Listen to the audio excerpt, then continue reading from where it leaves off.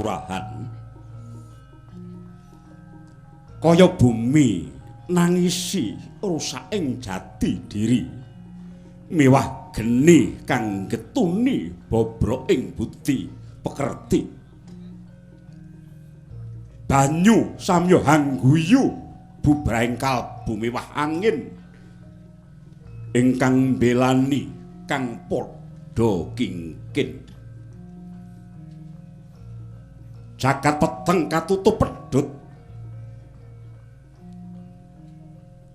parandening mangke ana ingkang musik batine nenggih satriya Mandira Jajar Harya Gandamana warsa ideping tekad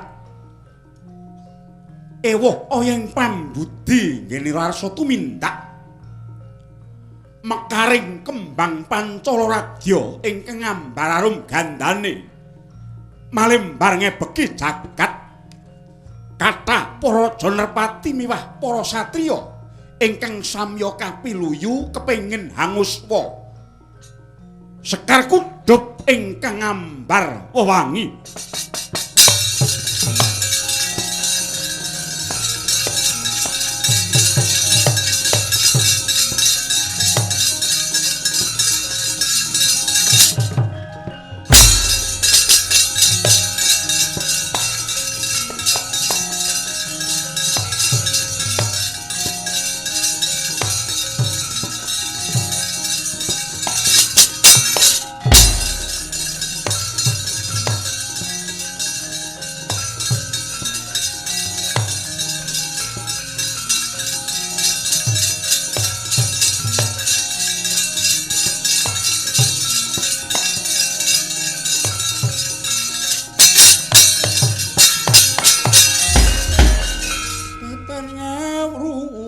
kang tekane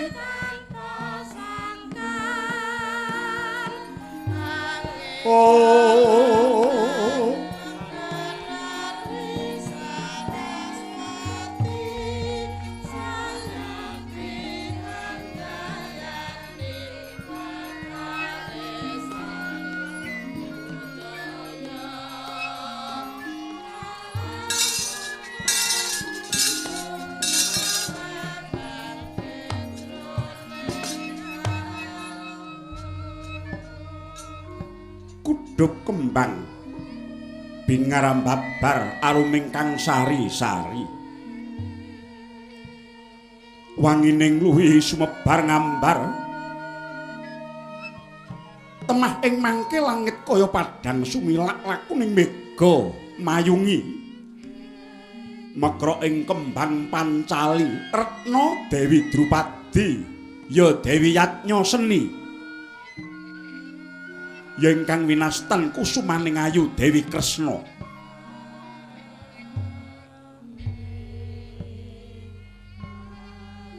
biyawara sumebar sayembara prang kababar ing blabar kang kinenteng gawar bendhe tengara tinabuk munya tandhaning pupuk surak ambal-ambalan ambata rubuh kathah ratu miwah satriya nanging datan tangguh lumawan kridanira sang Gandamana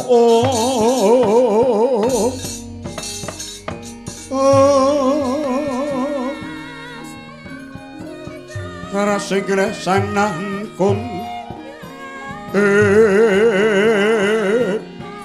ing tias tan kapatan ingse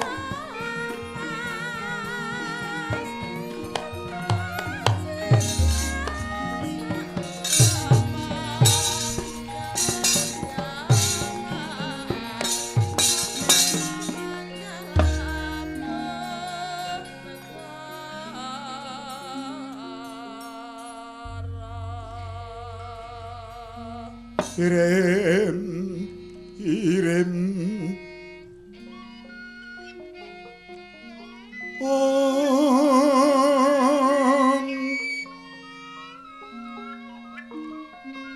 kembang popong taratipun rarayungan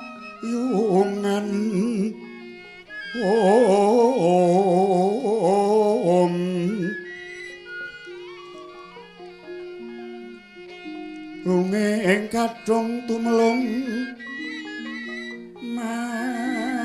manglung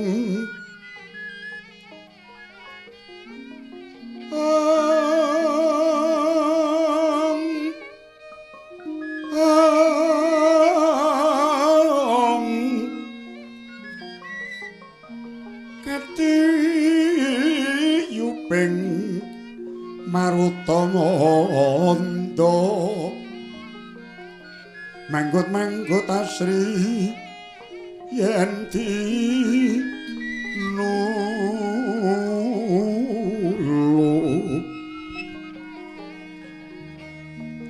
karya sengsem kang tumingal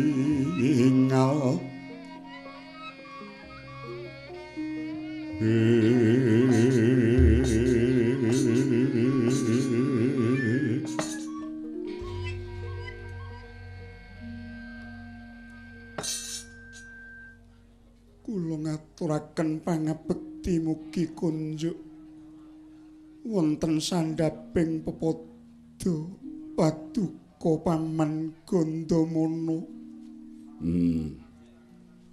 Drupadi tak tampa gawe gedhening atiku. Aku rumangsa bombong lan aku rumangsa bungah dene titi mangsa iki aku bisa sapejagung kelawan sira. Drupadi sayektina ana gembolaning rasa ingkang nedya tak babar. Ing atase sayembara wis ginelar lan wis puluhan cacahe ratu-ratu kang padha munggah blabar kawajanget cinencang ajan papaning tetandhingan. Nanging ya kene babar pisan. Ora ana rasa bombong tumrap jeneng Sira Nini ingkang rinasa jroning atimu. Paman, kula nyuwun gunging samudra pangaksami. Kaluhuran dawuh paduka paman Gandamana raos kula kados arah mungguing lautan. Tansah resah awit sineret dening ombak ing pangangen-angen paman. Apa sebabe mangkono? Mongko sayembara iki wis tinetepake dening Kaka Prabu Yatnyasena. Paman, inggih perkawis menika ingkang musik mrawasa manah kula. Lenggahing Drupadi minangka putrining ratu. Teka anggenipun badhe kepanggih jatuh krami kedah kabiwarakaken wujuding sayembara. Menapa inggih adat budaya lan lupiya ingkang kados mekaten kala wau maksih kedah kula lampahi paman. Anjrahing Keng Puspitarum kasiliring samirana omri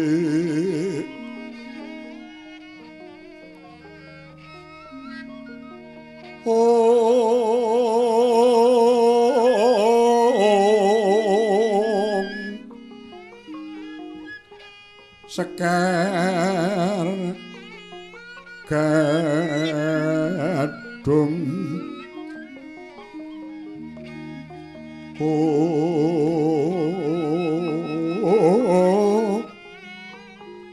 ngas gandanyo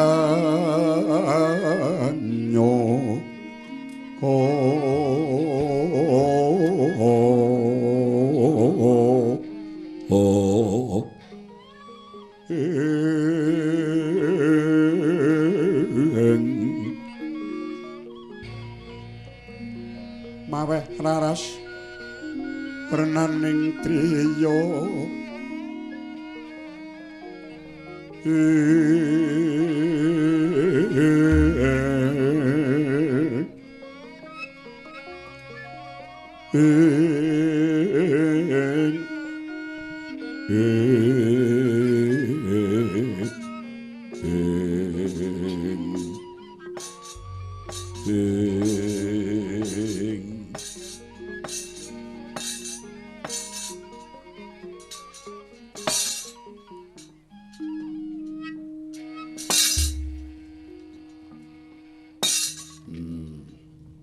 Drupadi,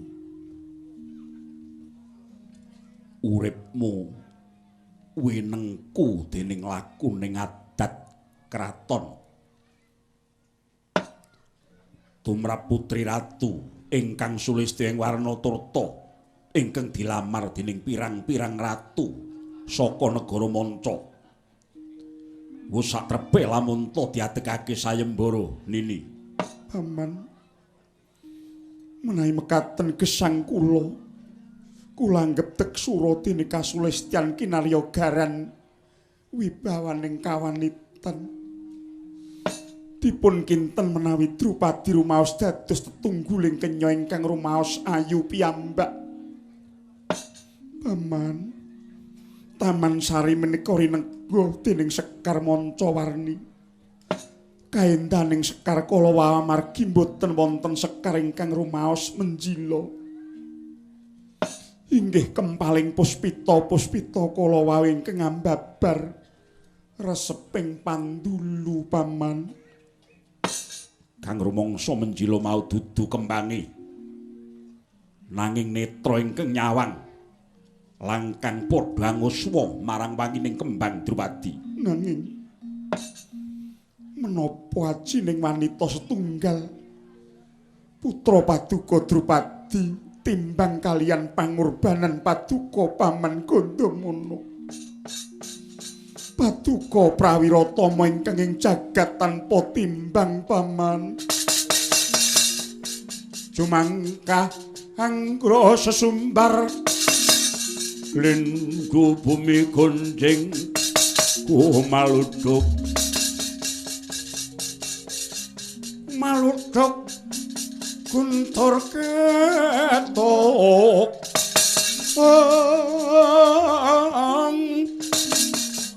ngokang Joloni dirumembak penyuku mambang Wisnu Bathara Harsa lebur bumi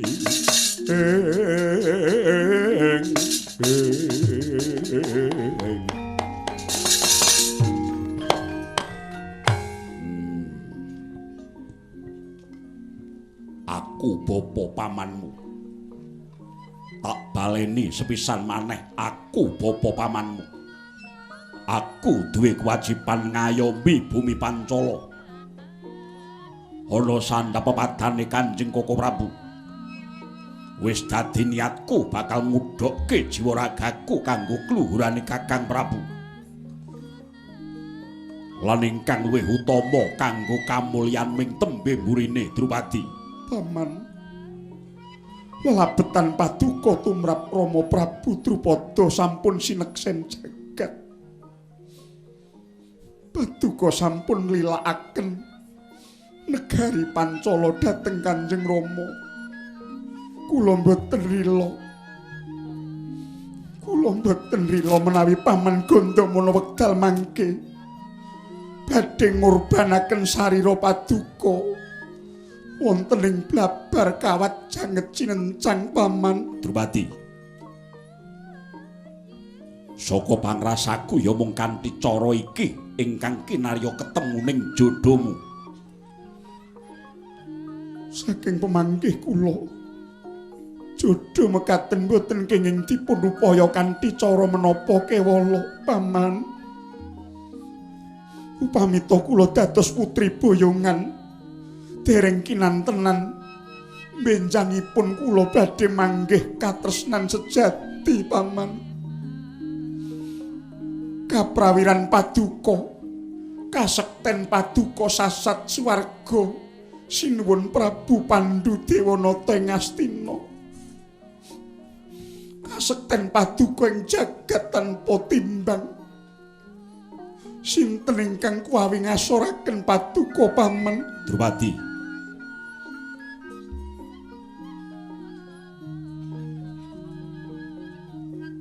Ucapku ingkang pungkasan iki mara gage mirengna. Atosing balengku.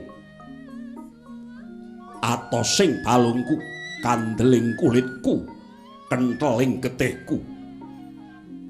Yekti ana sandhap panguwasan ingkang akarya loka. Kuwi kabeh mung sandhanganing ragaku. Aku ora bakal nggondheli pecating nyawaku. Aku percaya ya mung titah pinilih ingkang sentosa lahir batine. Ingkang ing besok bisa ngupu sayembara iki. Paman.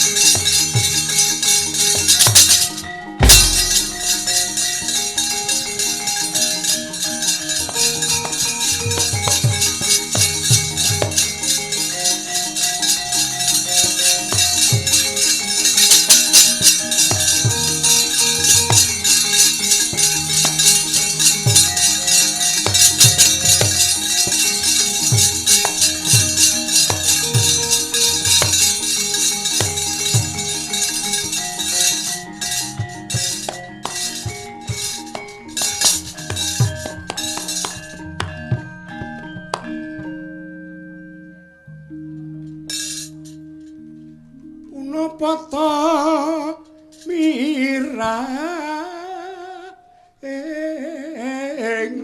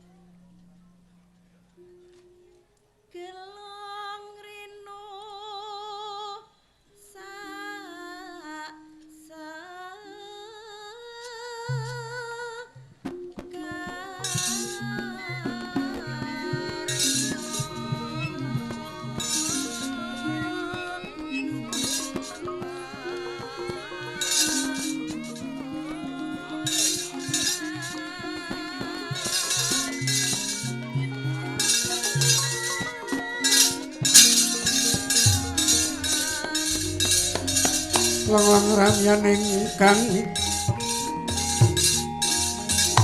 sasongko kumenyara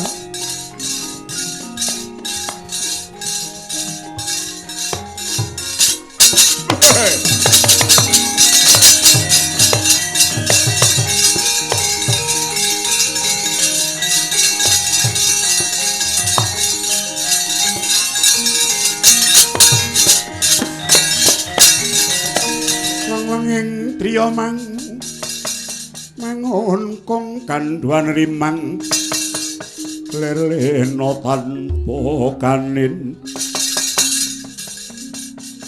yen tan tulus mengku sang ya utama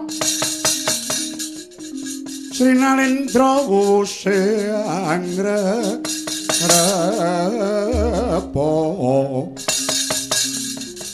Prabu eman-eman peraten Dokitanto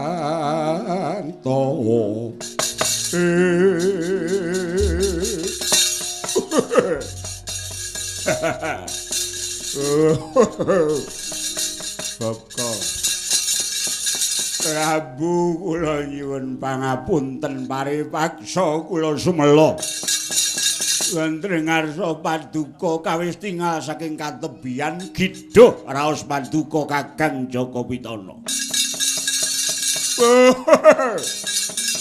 Kula ngretos raosipun priyantun ingkang kesandung ing wuyung nggih ngaten menika.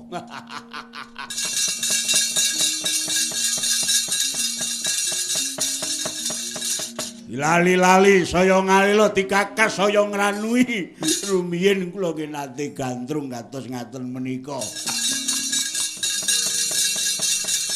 Kinten-kinten sedasa taun kepengker. Sak mangke pun kenging gendhis. Pun rada angel. Dursasana kula rasaku tumlawung titi mangsa iki ingkang mosek ana telenging batin ora ana liya mung citraning Dyah Pancali ora bisa tak kipatake saka ing pangangen-angenku Dursasana nggih ngoten niku ning kados pundi malih jernyatanipun wong wedok niku nek rupane ayu larang regane enjo ngentekke apa-apa nggih derajat sempat pangkat kelungguhan Bondo Brana Picis kelungguhan lan sanes-sanesipun niku iso entek ngalas entek ngomah langkung-langkung nika mangke kudu tinuku kanthi pecahing dada utahing marus blabaring ludira mboten enteng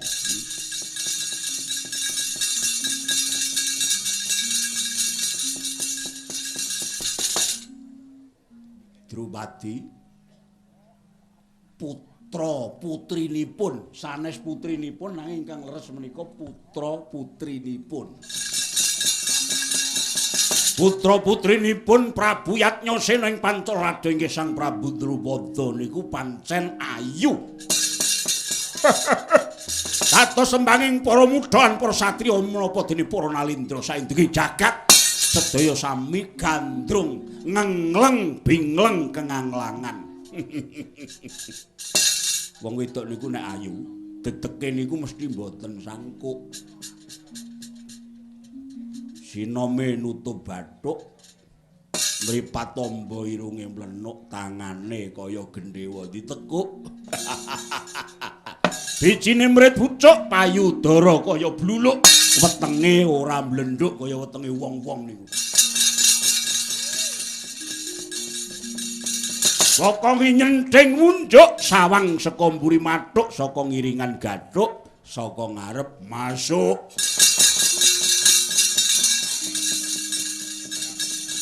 Tegesipun mlebet dhateng ati, mlebet dhateng raos kula mboten maiben menawi paduka gandrung kabirangu. Ning nek kula mboten enjuh ngayahi.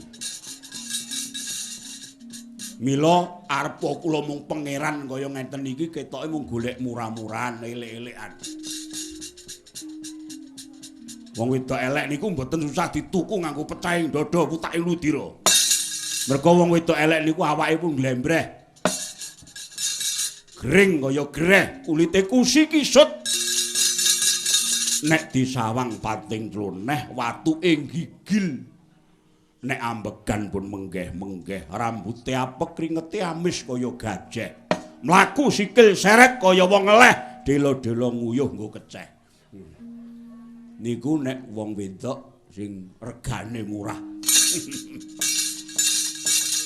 Ning najan mekaten ingkang rayi Banjar Jungut kula rumaja. Kinten kula inggih namung retnaning Ayu Dewi Pancali ingkang sembada njajari lenggah paduka ngembak praja Nyakrawati mbau dendha nerganing Astinapura Kakang. Dursasana ingkang ngatekake sayembara dudu wong saudon saurupan wong macu kiling balelungan jan molimpat ingkang jagat wis kebrebeken dening kondang umandang asmane Paman Harya Gandamana ing Mandira Jajar. Saka pangrasaku pilih tanding boboteng aprang kiraku nganti titi mangsa iki akeh para nalindra lan para satriya ingkang nyatane kendang kapracondang kabuncang ora sembada lumawan tanding kelawan kadigdayane Paman Harya Gandamana. Mula kang saka iku Yayi ora bakal mendha tekadku nadyan to Paman Gandamana upamata kekadang dewa otot kawat balung wesi nanging isih banter keteking jantungku nggonku kepengin mulih menyang Astina mboyong Yayi Retna Pancali. Tandya bala Pandhawa myuk gumulung mangung sir sata Kurawa gambak kongkesru katitih lerut parut katut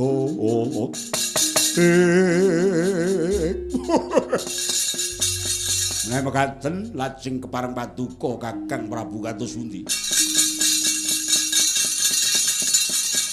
Awit saking pangraos kula sedaya para kadang sami nyengkuyung sampun dipun cawisaken kreta gedhong obro sinang miwah linang senjong banunje. Menawi perlu nai sampun prapta seketenging kitha negaring Astinapura kedah dipun gelari babut permadani. Upamita Kakang Mbok Ratu Drupadi mangke mandhap saking titian sampun ngantos kebleduken sukunipun. Sawikakna para kadang sata Kurawa prajurit saka Pura Ngastina. Tak dadakane lakon iki nyoba ketrimaning awakku. Najan to Kendhitayat memang tak kira yen to pinesti Drupadi dadi jatokramane Jaka Pitana ora bakal kurang dalan. Nggih, niku ingkang kula suwun. Budalna wadya balamu ngestaken dawuh. Saweka sangya prajurit. Oh.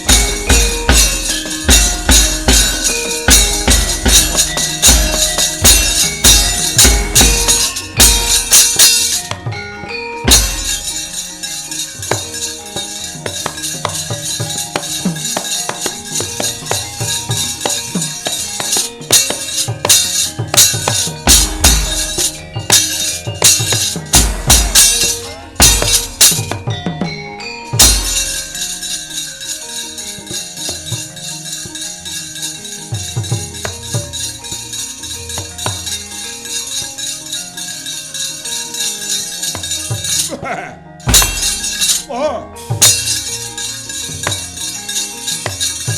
Dewe.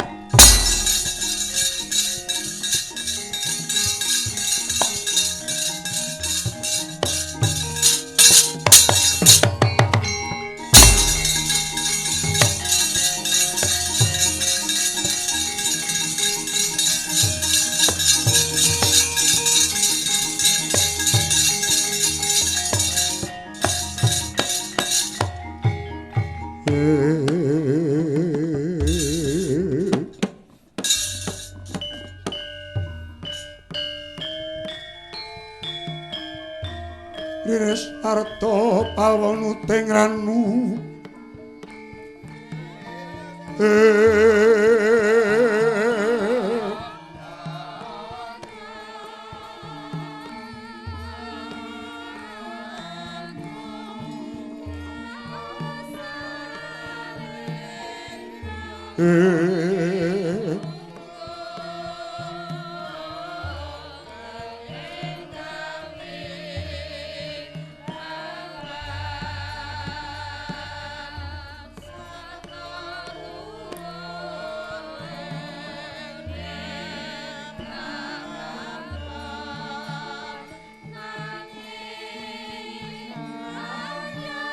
Reseng karsaning sun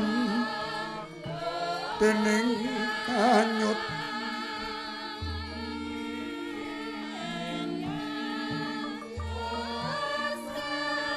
manes elingira Gusti wa ing kamal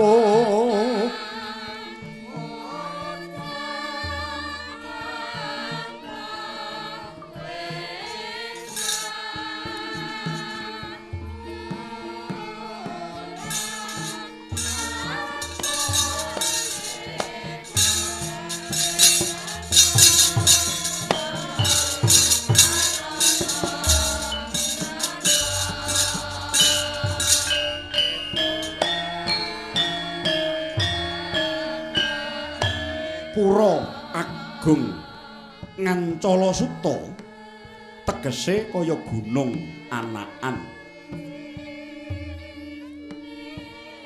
bandira rontek naretep ing tritisan maweh harjaning swasana jejagang jero bebeteng kandel sinung gapura ingkang anyakra langit hanenggih menika tawananing Purayagung negari Pancala Radya ya Projeng Pancaratna. Nadyan datan sepintena jembaring laladan parandene kasusring manca praja. Labet suka sambet memitran aliru duta agung minangka suling tandha tresna. Para brahmana resi sewa sugata miwah para nimpuna renten dalu anggung angrakit kidung suci titah bujang kara samya meminta mring karsaning Bathara Luhung murih hateking praja Pancaladya nir ing Sambekala Para kawulane samyayem tentrem atine sirna saking raos kuwatir labet nayaka pangembating praja ingkang samya manunggal cipta rasa karsa miwah karyane. Kang mangkono rajeneng mokal krana kaprabawan ingkang asta pusaraning adil nenggih ingkang ajejuluk Sang Prabu Drupada. Ya Prabu Sucitra, ya Prabu Yadnyasena. Eling-elinge nguni nate necep urita mring Sang Pandhu Dewayana mila datan mokal lamun to kasektene linangkung. Pepaan der sangganing para wadya miwah Bupati Kliwon Penewu Lurah Jajar. Kawis tinggal legeng kalbu sanata dupi mulat lenggahira ingkang rayi Mandira Jajar Harya Gandamana ingkang mencorong sak tebok dadane. Sigra sinambra mingulat madu dadya mangkono panglucitane.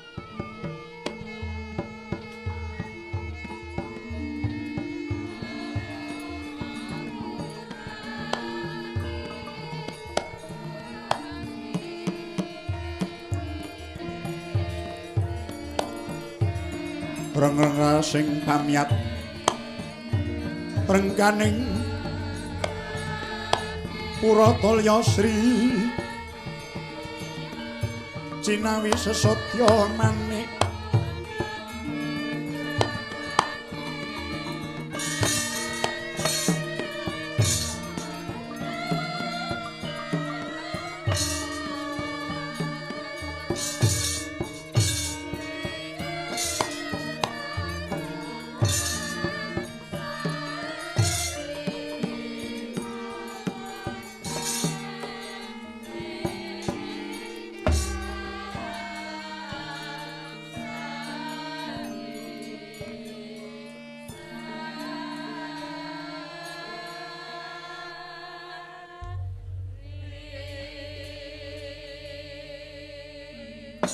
katrangan panjating kilat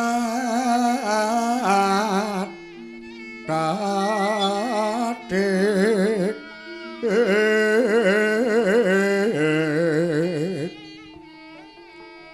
anar nateng limut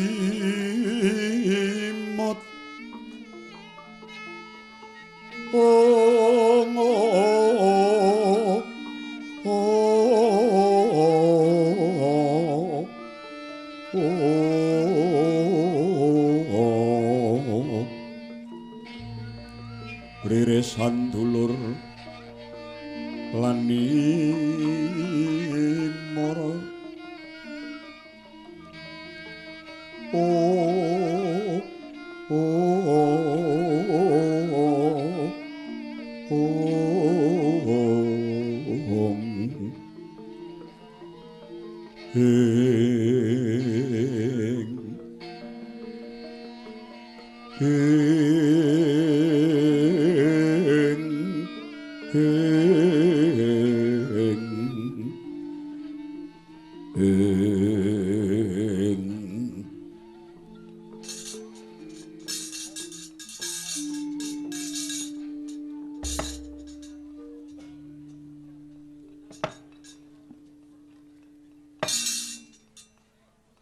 dahat katedha purbaning Kang Maha Wikan muga ambabaro pepadhang marang jagat Pancala. Kadangipun Kakang Dimas Gandamana. Sawetara pun Kakang Nyawang praptanira yayi, aku rumangsa bombong lan bungah. Apa to sababe mangkono krana negara Pancala iki dirgayuswa ing wulan iki negara Pancala dirgayuswa ora liya kabeh mau merga saka pambudi dayanira Yayi Harya Gandamana ingkang tanpa kendhat nyatane kanthi kasantosaning jiwa raga lan kasektenira bisa hanggelak mewah hanggiring praja Pancala tumuju marang karaharjan lan kamulyan. Yayi. Apa to sababe mengkono? Ora pisan ora pindho nanging marambah makaping. Yen tono kraman mbuh kuwi saka jero negara nanging uga ingkang anyerang saka njaban praja. Kabeh rawe rantas malang-malang putung remuk bubuk dadi rempon. Lumayu kapihandhem salang tunjang rebut ducung merga kabeh mau saka kadigdayane Yayi Mandira Jajar Sira Gandamana. Yayi wong sak bawana iki padha meri. Wong sak jagat iki akeh kang padha meri. Iba yen to donya iki ana Gandamana kaya siadi genep papat saka pangrasaku jagat iki bakal tentrem manggih rahayu. Ing kenyatane kang den wastani negara ingkang sentosa iku kejaba ana senopati kang pinilih ingkang sembada dada baune ingkang kinarya pangayoming para kawula dasih. Nanging uga bebetanging senopati kang tansah makarti lahir tumusing batin nggolongake kekuatan kinarya rumeksa marang karahayon. Kuwi ingkang sewisan kapindhone kabeh ingkang mangreh dadi pamonging para kawula padha rumeksa marang kawibawan ingkang angka 3. Para kawula mangun runtut nglungguhi kelawan kodrate dhewe-dhewe awawaton kabisan apa dene kawegigane ing kenyatane kabeh padha ngrumangsani tunggal bangsa, tunggal basa lan tunggal praja. Yayi sagredagan iki negara Pancala pancen mangguh rahayu tentrem nanging bareng sira Yayi Mandira Jajar ngadani sayembara ana ing blabar kawat janget cinencang ajanging payudan ya ajanging tetandhingan akeh kang padha dadi korban ora liya merga saka kasektenira Yayi Harya Gandamana. Aduh Yayi upamata babakan iki ora tumuli mbok sigek tumeka semene iba kaya ngapa mengkune lan pun Kakang Pitaya sakputuhe lamun to lumahing bumi kurping langit iki ora ana ingkang bisa mapaki kridane Yayi Gandamana kang saka iku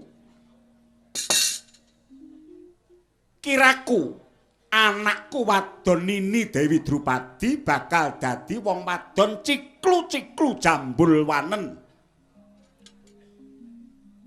Tak baleni sepisan maneh yen to nganti ora ana satria lan alendra ingkang bisa ngalahake Yayi Gandamana, anakmu wadon Nini Dewi Drupadi bakal dadi wanita kasep ciklu-ciklu jambul wanen durun winengku ing kakung.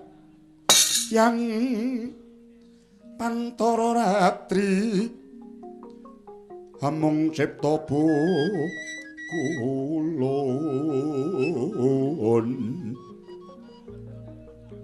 Om tanolian kaeksi bila kator ing kang cundha maneh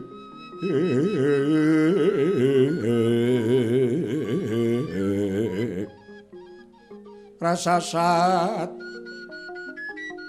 ageng ulun kang sumembah mungging Batanto Prabu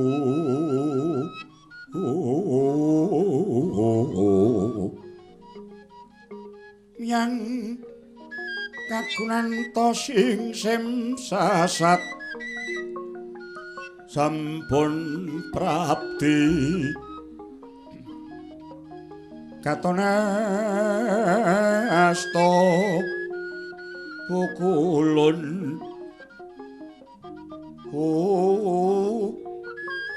lat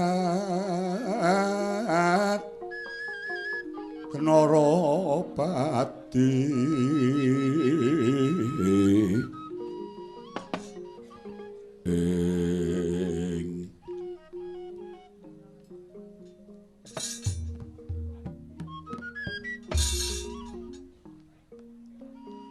Rama dewaning sun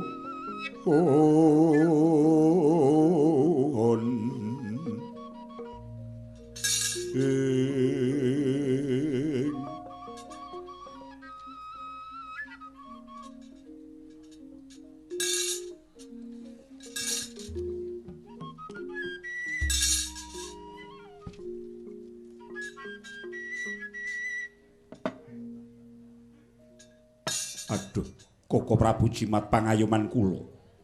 Kanjeng Koko Prabu. Kaparenga kula matur ing ngarsa padukestunipun waleh-waleh menapa. Esthening manah kula ngawontenaken sayembara kados mekaten kala wau kasurung drenging manah. Anggen kula kepengin ngluhuraken dhateng darajating kawanitan. Putra Paduka sekaring kedaton anak kula Nini Dewi Drupadi miwah. Anggen kula nata ing manah ngajeng-ajeng benjang menapa badhe dhateng ing satriya piningit ingkang nyatanipun sembada samukawisipun ingkang ing benjangipun sanggeta sembada ngayomi dhateng gesangipun anak kula Estri Drupadi miwah ing benjangipun tetepa dados mustikaning para satriya. Yo pun kakang ngerti aku dong lan aku mudeng. Nanging coba to ayo padha tinaliti lan diglejah sawetara Yayi. Nadyan menyang endi parane wong besok mesti mati. Nadyan to ora mati perang nanging mati tuwa. Mestine upamata pun kakang lan siya disabejagong babakan pati tumrap wong kang duwe piranti upamata Yayi Gandamana ngendelke swijining piranti ning dagan merga dikaya ngapa pun kakang isih duweni rasa jubriya kasektenira ingkang jagat tanpa timbang merga nalika semana mbuh sithik mbuh akeh sira Yayi Gandamana nampa kawruhe kang minulya ing jagat sinuwun Prabu Pandhu Dewanata ing Astina. Yayi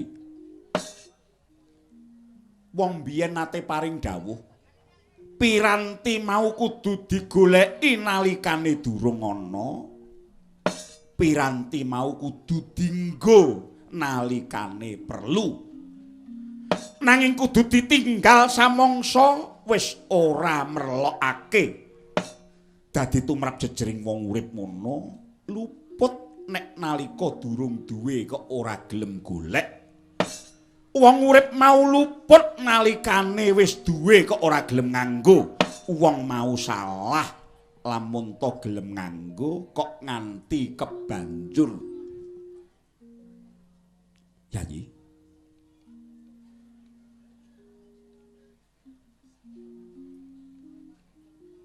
tumrap kajatening wong urip wong urip ngantepi pati. Wong urip ngantepi pati. Jarene kang padha ulah kasampurnan ngibarate kaya tembung isbat. Kuwi ngibarat utawa pepindhan kodhok kang angemuli lenge. Yen dinalar aneh lan lengkara lumrahe leng kang ngemuli kodhoke. Kodhok pepindhane jiwa lan sukma wondene leng pepindhaning raga awak utawa badan. Ngemuli tegese njaga utawa rumeksa. Ingkang kabeh mau mengkuwerdi jiwane menungsa kudu bisa mangreh ragane utawa napsune supaya ing besok bisa mati kang sampurna. Wong urip iku arang-arang sing jiwane bisa mangreh ragane. Tegese wong urip mau arang-arang jiwane bisa mangreh nepsune. Akeh-akehe merga ketarik saka endahing kadonyan ragane lan nepsune ingkang bisa ngereh jiwane. Tegese diwalik ragane sing malah ngereh jiwane. Malah ora mung ngereh nanging uga nunggangi jiwane bisa kalah sing menang ragane merga jiwane karo luwih kuat. Mung wong sing jiwane kuat, wong kang gedhe mutmainae ingkang bisa meper hawa nepsune ya jiwa kang kuat mau ingkang pindhane kaya dene kodhok kang angemuli lenge. Yayi. Wong kang mengkono mau besok bisa mati sampurna. Tak balekake marang rembug ngarep. Yen siadi mamerake kadegdayan tegese jiwamu merbawani marang nafsumu. Mengko yen to nganti ala dulune doh nyono cerak nyono penganggepe galuh siswane Prabu Pandhu Dewanata kang jenengi Gandamana isih seneng pamer kadegdayan ngungalake dada. Yayi. Babakan kang kaya mengkene mau mara gage tintingono lan ora arien ana ing telenging batinmu. Bumi gonjeng langit kelap katon lir kincang alis pisang mawe gandrung sabarang katulu wukir moyak mayek sangkeng jas paliwur lumaresang gandrung doh hari Sumitra Tanaya paran re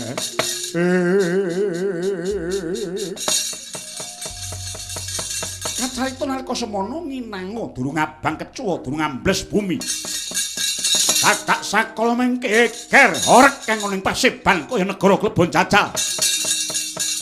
Apa to kang dadya darmaning gatihan nggih minggahing Sang Senopati Arya Sumangyak Sagung Sumewa. Tenging yo mangun kong. Kan wan rimang lerengo tanpa kaning.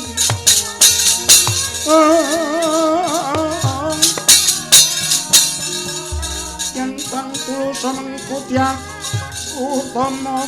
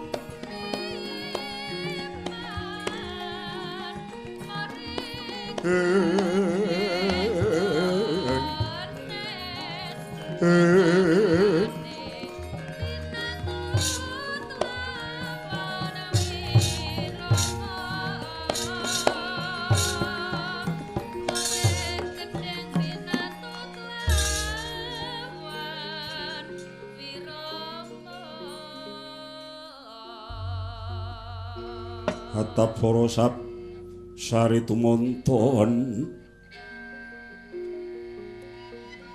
ring sang dwija kadyoge warjiwa